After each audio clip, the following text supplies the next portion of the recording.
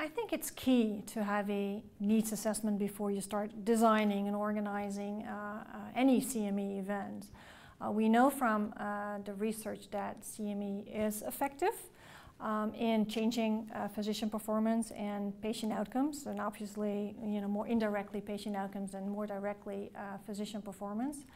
But we also know that CME is most effective if it's based on a needs assessment. So really having an idea of what the gap is between what you want to learn and where you are. So what the current state is and what the desired state is, and that gap really defines your needs.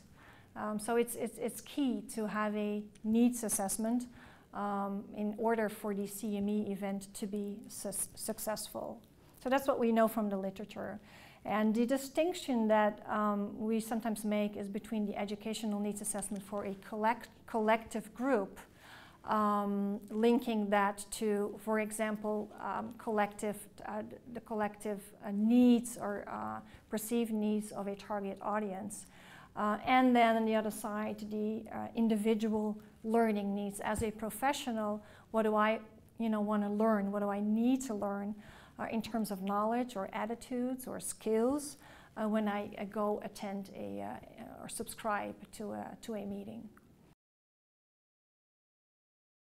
It's all about identifying or diagnosing the gap from where you are and where you want to be. And what was clear in this workshop this morning is that the overall opinion is that the future of needs assessment really it should be practice-based. So what do you encounter in your own practices in delivering care?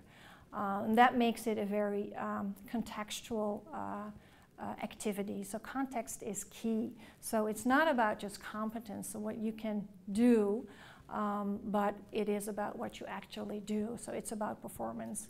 And for that, we really need to assess our needs based on the practices and the circumstances under which we work. So I think that was one of the main outcomes of these sessions, that there was a plea for practice-based needs assessment. And I think what we saw in the meeting is that some people were honest enough to say, I don't really do a needs assessment, this is, and like I said, the example that I gave myself, sometimes you just go to a meeting just because you like to network, or you have another agenda than actually attending the meeting for just the content or because you want to learn something. And there also were some people who were very, they didn't want to be arrogant, but they said, we really are very robust in assessing the needs before organizing anything.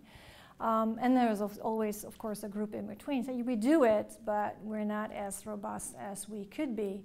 And I think that's what a lot of people in practice many times do. You sit down, you have some questions of some needs expressed in whatever encounter you had, and then you start designing a training or a course or whatever.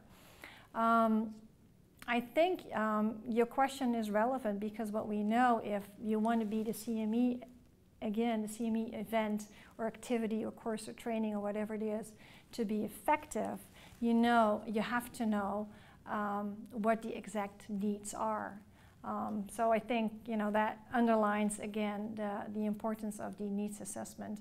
And if you are doing it in a less robust way, then of course the chance is that you're going to be offering something that doesn't really answer the needs or fulfills the needs of the professionals that are attending.